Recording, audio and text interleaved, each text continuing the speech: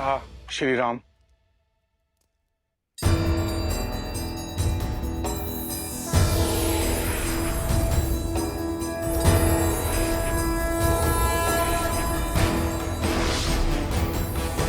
समय समीप है, त्रेता युग अंत की ओर जा रहा है। युग परिवर्तन होने वाला है।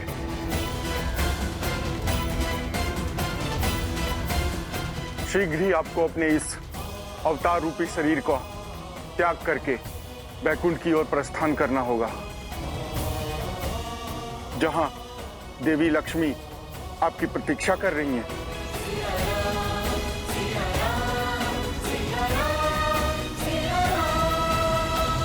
और यहाँ जो मेरे कार्य शेष है उनका क्या? लवकुश और बाकी सभी वंशज कुछ ही समय में शीघ्र ही कौशल को संभालने योग्य हो जाएंगे। जैसे ही आपका ये कार्य संपूर्ण होगा, वैसे ही आपको अपना ये शरीर त्यागना होगा और उससे पूर्व वैकुंठ में आपकी सैया को सज्ज होना होगा।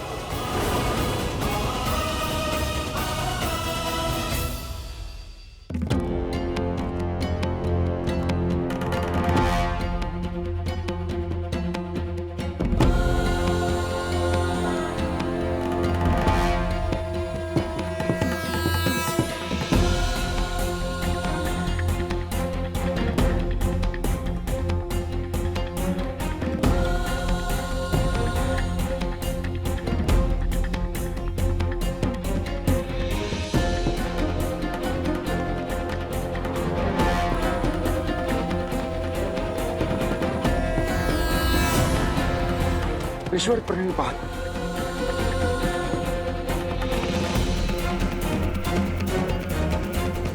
ये यहां और इस समय कहीं क्रोधित ना हो जाए।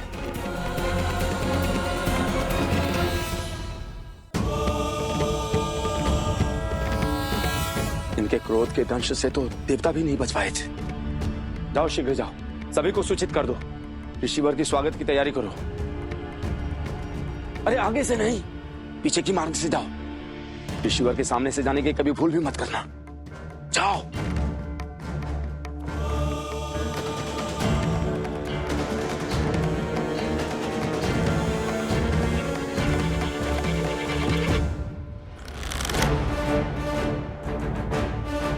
हालत से दूर हटो दुष्ट, अन्यथा तुम्हारे प्राण हर लूंगा। संपूर्ण आर्यावर्त के एक मात्र महाराज कौशल नरेश राजा राम की आज्ञा और कृपा से हम तुम्हें अंतिम चेतावनी दे रहे हैं। चुन लो, आत्मसमर्पण या मृत्यु। इसका निर्णय अभी हो जाएगा।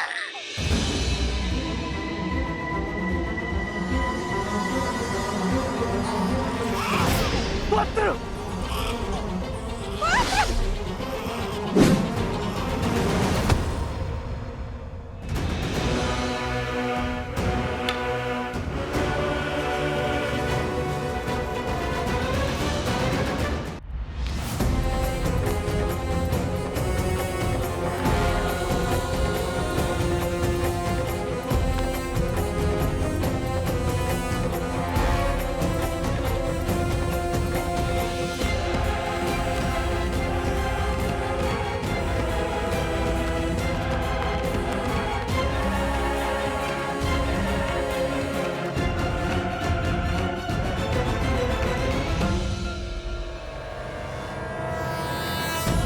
महातपस्वी महर्षि दुर्वासा के चरणों में राज अनुज लक्ष्मण का नमन। यशस्वी भव।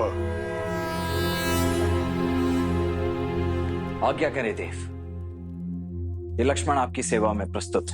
मुझे अयोध्यापति श्री राम से भेंट करनी है इसी क्षण।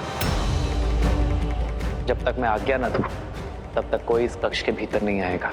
जो इस आज्ञा का उल्लंघन करेगा, मैं उसे मृत्यु दंड दूंगा।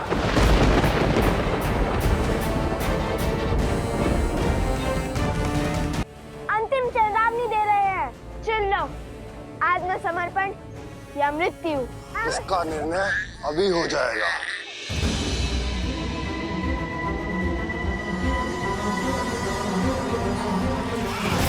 पुत्र।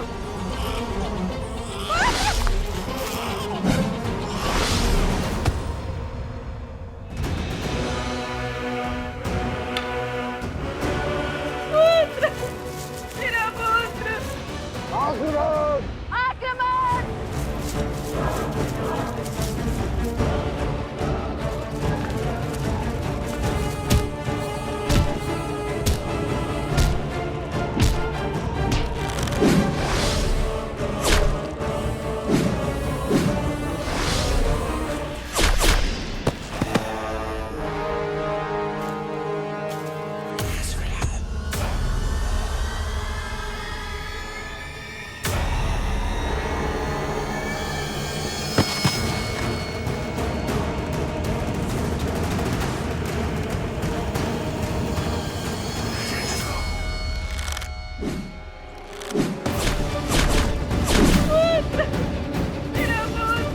कुश, तुम इन्हें संभालो, मैं इस बालक की सुरक्षा देखता हूँ।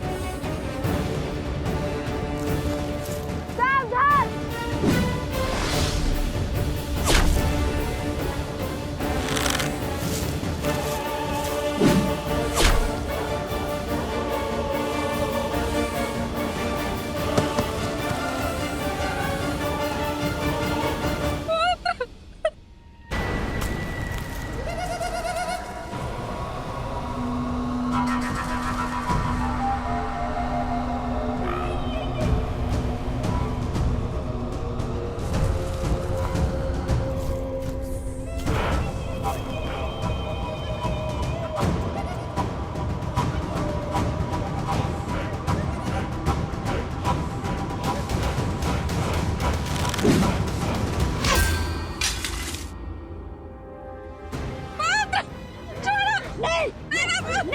नहीं होगी। वाह, उस ओर, सही आप सभी, शीघ्र। नहीं होगी। हट, चल, नहीं होगी। नहीं, छोड़ो मेरे पुत्र को।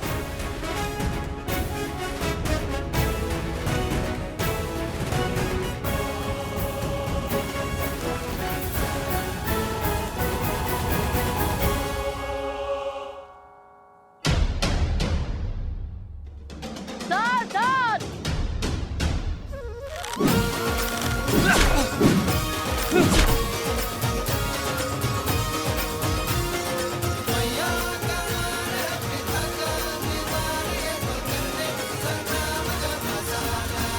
सुना नहीं लक्ष्मण, मुझे अयोध्यापति राम से मिलना है।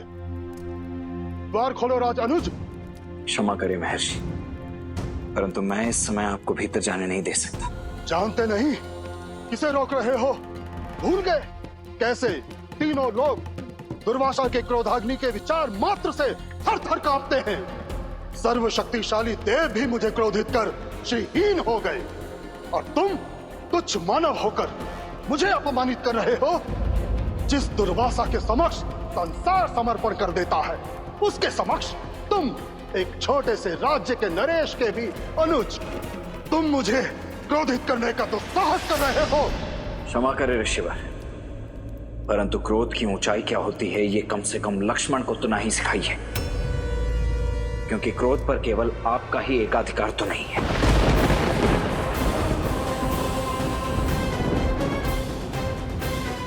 इस क्षण आप कौशल राज की राजधानी अयोध्या की पावन भूमि पर खड़े, वो भूमि जो अनगिनत संतों और महर्षियों के लिए अपने प्राणों को दांव पर लगाने से भी कभी नहीं चुकी, जिसे आप तुच्छ कहकर तिरस्कृत कर रहे हैं, वो अयोध्या धरती का गौरव है।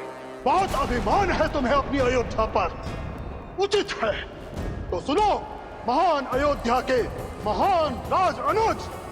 यदि आज राम की तरफ बढ़ता हुआ मेरा एक पग भी रोका गया, तो मैं अपने तेज से इस संपूर्ण नगर को जलाकर भस्म कर दूंगा।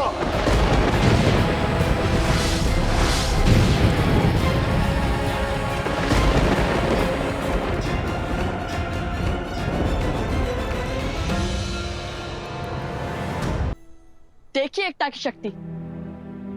जब धर्म एकजुट होता है तो अधर्म को अपने घुटने टेकने ही पड़ते हैं। और स्मरण रहे, संकट चाहे जितना भी बड़ा हो, यदि हर व्यक्ति उसके विरुद्ध खड़ा हो, यदि समाज एक परिवार की भांति उससे लड़ रहा हो तो उसका हल संभव है। जब तन मन से भय नहीं निकलेगा तब तक यूं ही या असुर आपका लाभ उठाते रहेंगे। हमसे हमारी संतान और हमारे परिवार को छीनने वाले इन असुरों को जीवित जला देना चाहिए। मेरी पत्नी एक माता से उसके पुत्र को पृथक किया इन्होंने। अच्छा, और वहाँ हाट में क्या करने वाले थे भूल गए? आप मुझे ग्रह कर लीजिए, बस मेरे पुत्र को मेरे साथ लेके चलिए। नहीं नहीं, ये साथ आया तो तुम्हारा ध्यान कार्य पर नहीं सिर्फ इस पर रहेगा। मैं केवल तुम्हें ही ले जाऊंगा। स्थिति परिस्थिति चाहे जो भी हो, किंतु एक संतान को उसकी माता के आचर से कभी भिन्न नहीं करना चाहिए। ये सबसे बड़ा पाप है। मुझे क्षमा कर दे प्रभु, अब तक जो सत्य नहीं जाना था वो अब मैं समझ गया हूँ। आप दोनों राजकुमार होकर भी स्वयं को बेचकर इस तुच्छ साहूकार का दास बनना स्वीकार किया। अपने पूर्वजों की परंपरा को निभाने के लिए, धन की ध्वजा को लहराने के लिए। आप समझ में आया, इस समाज का भवन धर्म की नींव पर ही तो टिका है और धर्म सदा उसकी रक्षा करता है जो धर्म निभाने का साहस रखता है। धर्म का सत्य यही है, जिस प्रकार वचन का मान रखने के लिए और धर्म की रक्षा के लिए राजा हरिश्चंद्र की रक्षा स्वयं धर्म ने करी थी। ऋषिवर विश्वामित्र ने राजा हरिश्चंद्र को एक चंडाल का सेवक बना दिया और उस चंडाल के आदेश अनुसार वो शमशान घाट गए। उन्हें हर मृत शरीर के लिए आत्मा संस्कार का शुल्क लेना था। कोई भी शरीर बिना शुल्क दिए ना जला पाए। और फिर आर्या,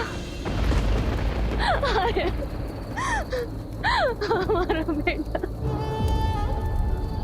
शैव्य, इसे किसी नाग ने डस लिया।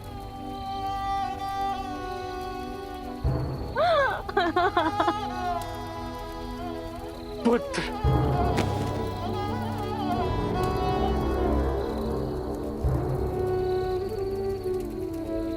पुत्र,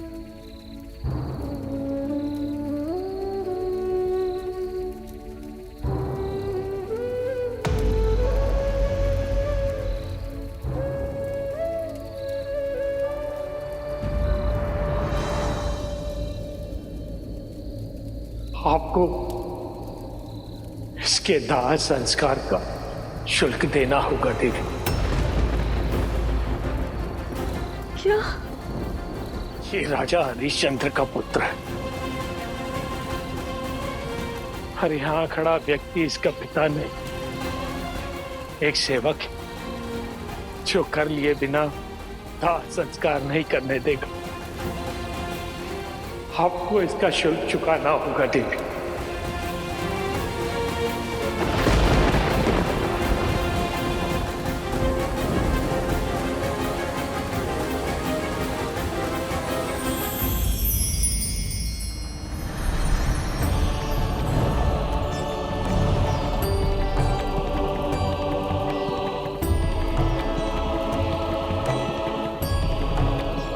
राजा हरिश्चंद्र, आपके लिए परीक्षा की हर सीमा पार कर दिया और आप हमारे हर परीक्षा में सफल हुए। आपने धर्म की ध्वजा लहराया है। आपने सिद्ध किया है कि आप संसार के सर्व राजाओं से ऊपर हैं।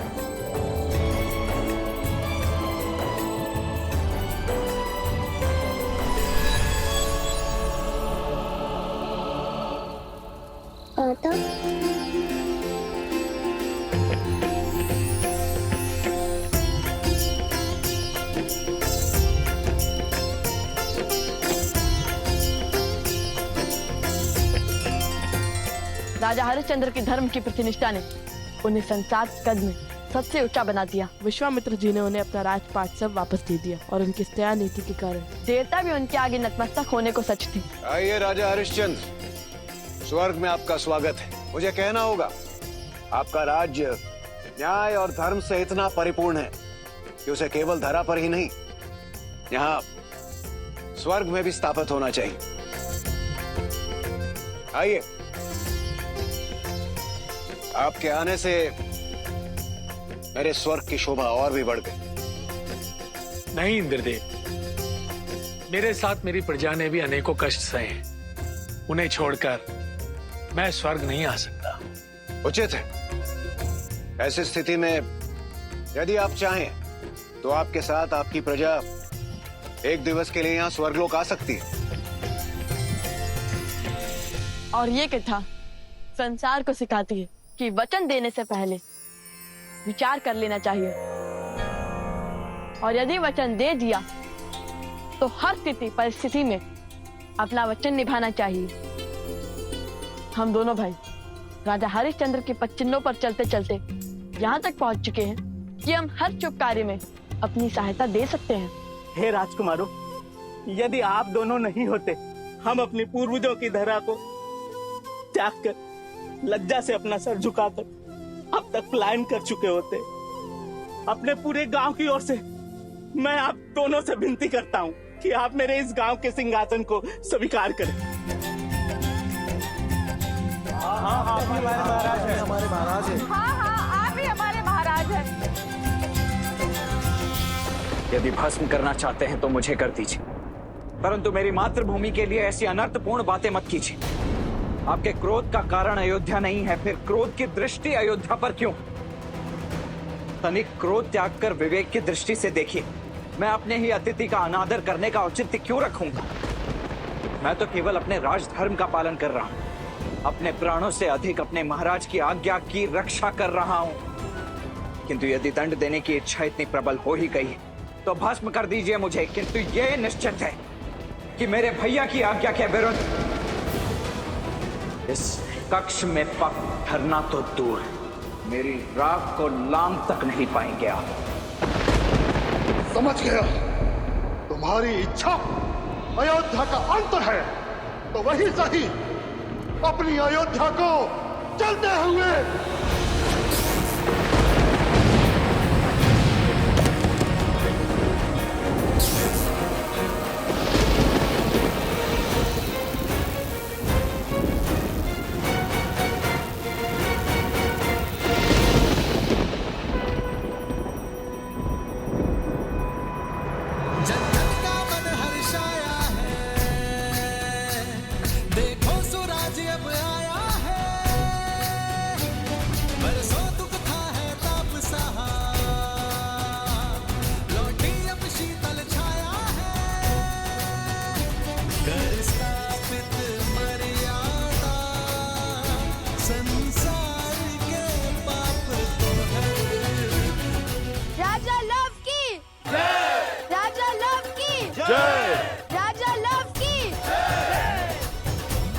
आप दोनों की ये यात्रा तो एक विजय में बदल गई। आप दोनों ने मलेच्छों का संहार कर असंभव को संभव कर दिया। आप दोनों ही धन्य हैं। ऐसे असंभव को संभव करने वाले कुमारों को पाकर कौशल राज्य ही क्या, संपूर्ण भारतवर्ष धन्य हो गया। और राजकुमार लव के साहस के लिए आज से ये स्थान लवपुरी के नाम से जाना जाएगा।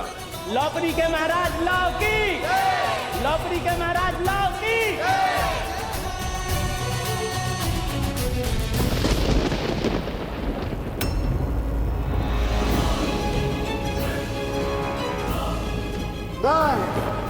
अत्रि पुत्र दुर्वासा आज अपने सारे तप और त्याग को साक्षी मानकर ये रुक जाइए, शांत हो जाइए। मुझ पर आए क्रोध का दंड अयोध्या को क्यों? शांत हो जाइए ऋषिवर, तनिक धैर्य रखिए।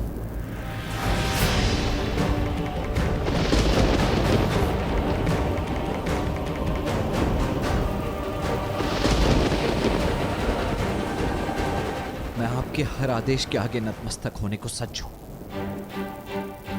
कृपा करके शांत हो जाइए। अयोध्या को अपने क्रोध की अग्नि में मत भस्म कीजिए।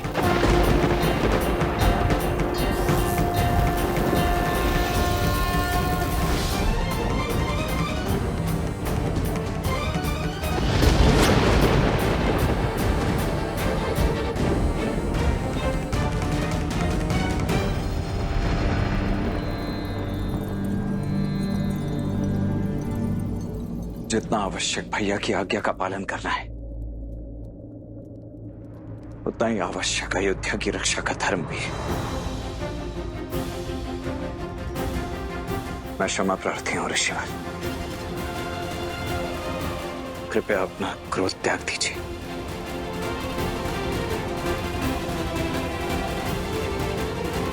आप यहीं रुकिए, मैं भैया को बुला लाता हूं। दुविधा माही लखन घिर आए, आज्ञा राजा की माने या राज बचाए।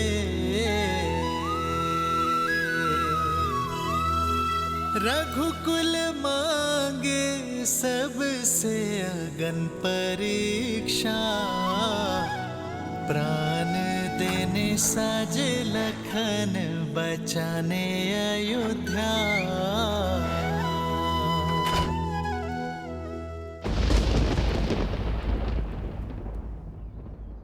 हम आपको वचन देते हैं, आज से हम देह व्यापार का भाग नहीं बनेंगे, और यदि कोई हमारे समक्ष भी इस पाप पर आतुर हुआ, किसी मानव को बेचता दिखाई दिया, किसी माता को उसके संतान से भिन्न करता पाया गया, तो हम सब उसका विरोध करेंगे। अति उत्तम। आप सबने हमें इतना प्रेम दिया, स्वीकृति दी, इतना सम्मान और सत्कार दिया, उसके लिए आप सबका कोटि कोटि धन्यवाद। इस स्थान को छोड़ने का मन तो नहीं कर रहा है, किंतु अपनी यात्रा को संपूर्ण करने के लिए हमें आगे बढ़ना होगा, और जब तक मैं ना लौटूं, तब तक मेरे राज्य का कारोबार आप और आपकी पत्नी संभालेंगे। अब से लवपुरी का दायित्व कुछ समय के लिए मैं आपको देता हूँ। महाराज लौकी, महाराज लौकी, महाराज लौकी।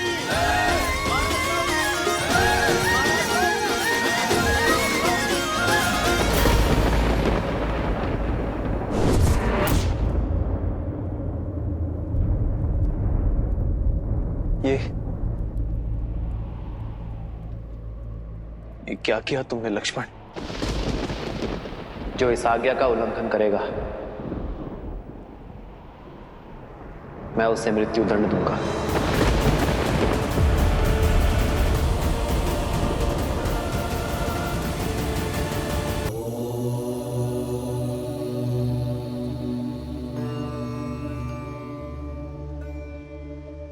महादेव, पहले अपनी प्राण से प्रिय पत्नी की अग्नि परीक्षा का आदेश दिया, और अब अपने ही अनुज को मृत्यु दंड कैसे दे पाएंगे वो?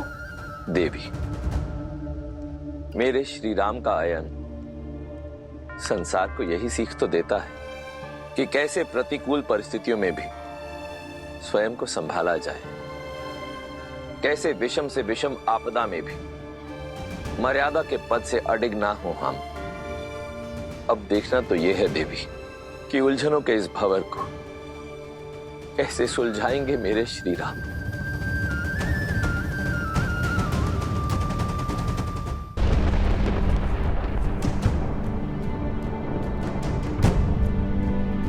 ये कौन थे भैया, और आपसे मिलने? तो प्रश्न ये है कि तुम भीतर क्यों आए? क्यों लक्ष्मण?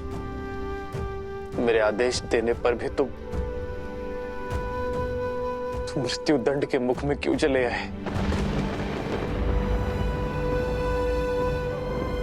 मैं भीतर आने और आपकी आज्ञा का उल्लंघन करने के लिए क्षमा प्रार्थी हूं महाराज, किंतु मैं यहां यदि नहीं आया होता तो महर्षि दुर्वासा संपूर्ण अयोध्या को जलाकर भस्म कर देते।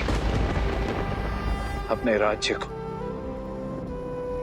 अपनी मातृभूमि को बचाने के लिए मुझे भीतर आना पड़ा महाराज।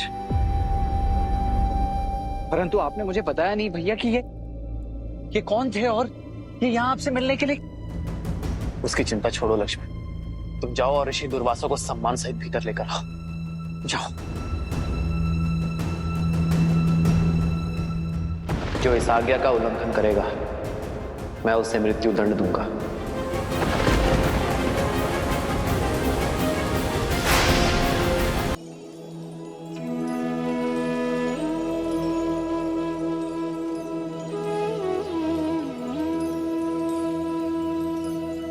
पधारिए ऋषिवर।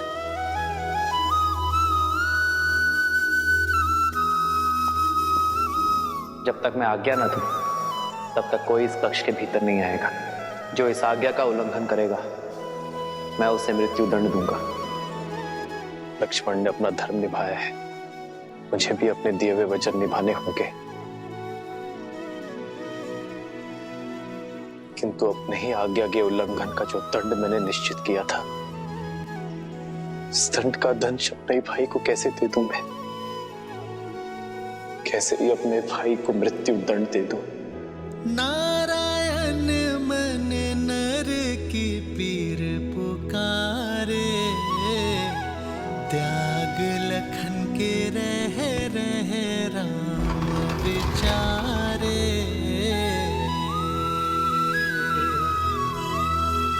बन के कवच जो जन्म का साथ निभाए, मृत्यु दंड उसे कैसे राम सुनाए।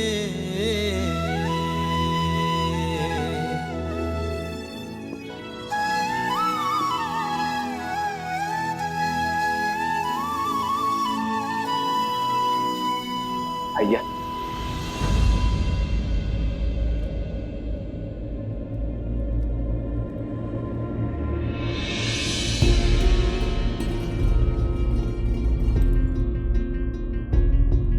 प्रणाम महर्षि।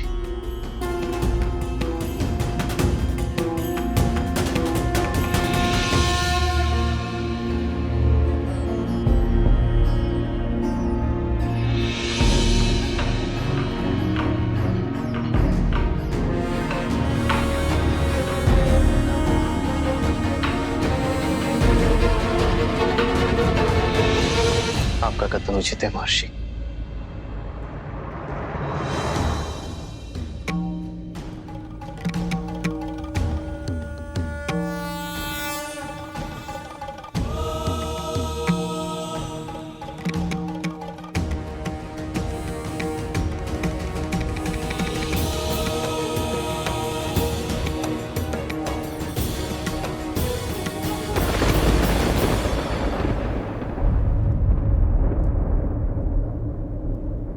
लक्ष्मण,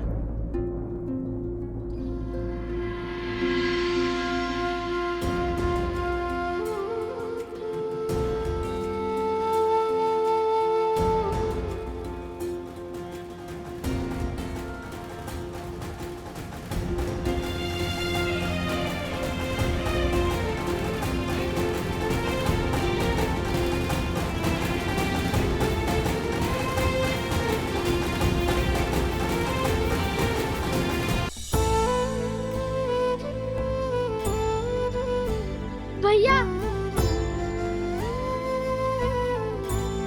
मेरे भगवान,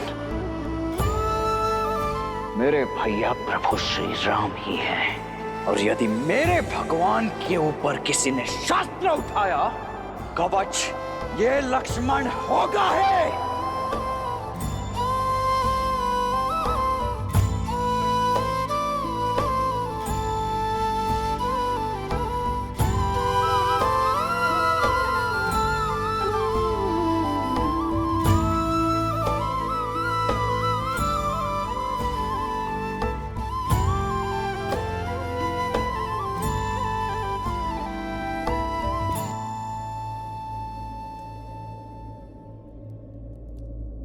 क्षमा कीजिए भैया, मैं आपका अपराधी हूं।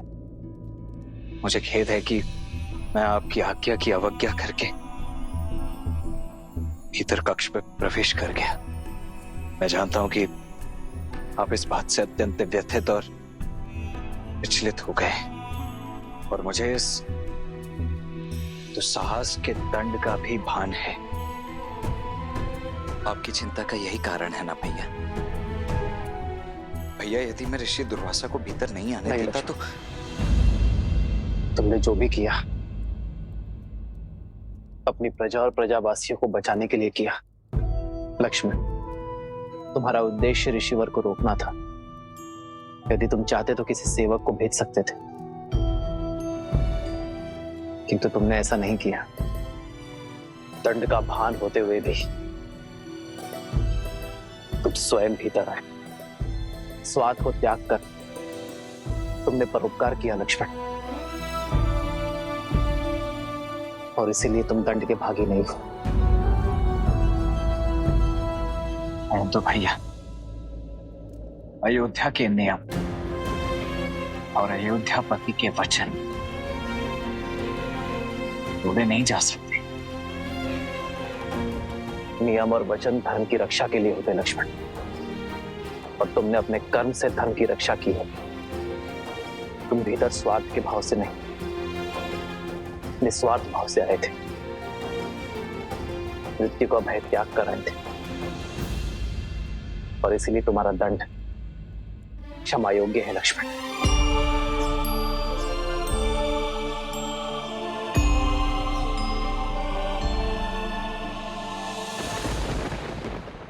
आप ऐसा कह सकते हैं भैया, आप मेरे बड़े भैया हैं। मेरे लिए तो आपने नागपाश का दंश तक सहा था। मुझे स्वस्थ देखने के लिए तो आप कोई भी सीमा पार कर सकते हैं, कोई ना कोई कारण निकाल सकते हैं जिससे मेरा कर्म न्यायोचित सिद्ध हो सके। और आप केवल मेरे भैया ही नहीं, अयोध्या के महाराज भी हैं। रघुकुल का मुकुट है आप भैया, और आपके शीश पर वचन भंजक होने का कलंक लगने नहीं दूंगा मैं भैया। ये दंड एक राजा का वचन था, एक राजा का प्रण था कि जो भी इस भेंट में अवरोध उत्पन्न करेगा वो मृत्यु दंड का भागी होगा। आप अयोध्यापति श्री राम हैं, और आने वाले किसी भी युग में, किसी भी काल में आपके धर्म पर प्रश्न चिन्ह नहीं उठना चाहिए भैया कि श्री राम ने अपने परिवार के लिए, अपने स्वार्थ के लिए, अपने वचन से, अपने प्रण से, अपने धर्म से मुख मोड़ लिया। लक्ष्मण, मेरे भैया तो मर्यादा पुरुषोत्तम है, और ये मेरे लिए बहुत बड़े सम्मान की बात है। ये मेरा गर्व है भैया, और मेरा ये गौरव आप मुझसे नहीं छीन सकते। इसीलिए मेरे रहते आपके इस पद, इस उपलब्धि पर कलंक नहीं लगने दूंगा। इसीलिए जो बात आप नहीं कह सकते, उन शब्दों को मैं स्वयं कहता हूं। मैं दशरथ नंदन रघुवंशज लक्ष्मण अपने राज्य के प्रति अपने महाराज की आज्ञा की अवहेलना करने के दोष में दंड स्वरूप स्वयं को मृत्यु दंड देता हूं। सदा चलिया प्राण जाए पर वचन न जाए। नहीं,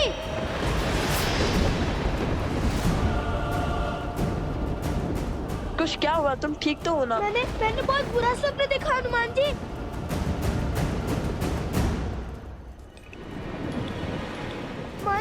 मन बहुत घबरा रहा है, मानो अयोध्या किसी घोर संकट में है।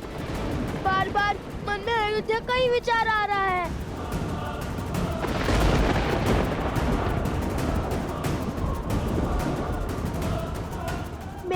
मेरे स्वप्न का क्या कारण है? क्यों मेरा मन इतना व्यथित है?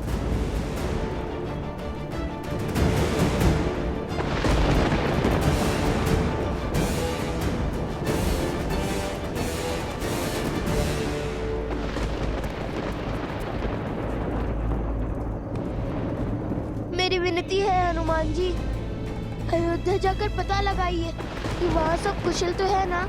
वैसे तो मैं कभी भी अपने प्रभु की आज्ञा को नहीं टालता,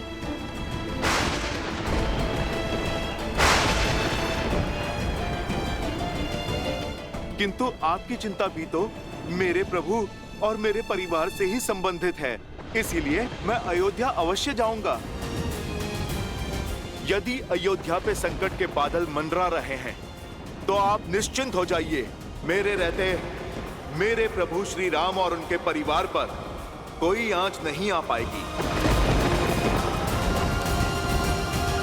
जय महावीर हनुमान, जय श्री राम।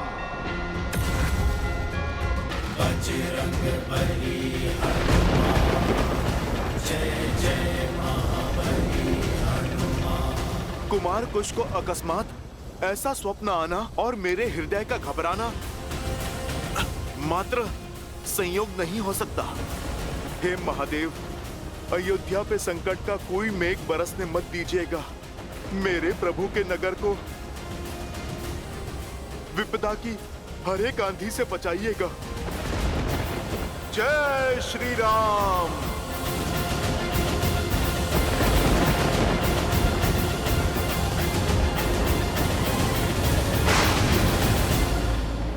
लक्ष्मण,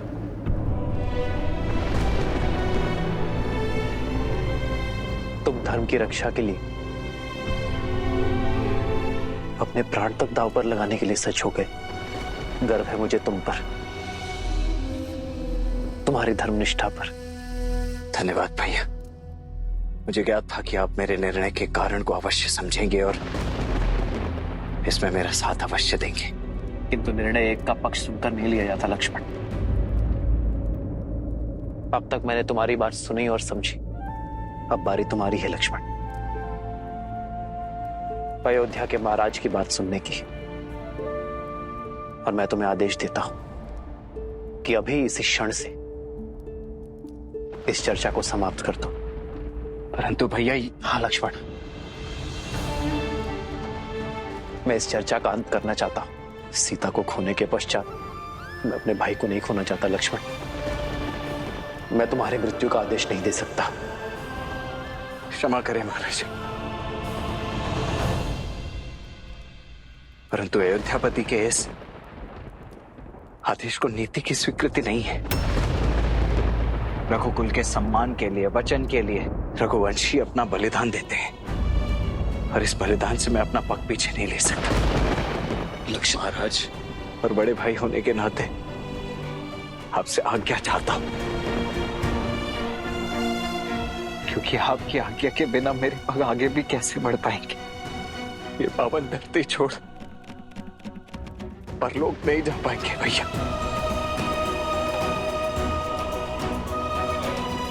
इसीलिए हाथ जोड़कर आपसे विनती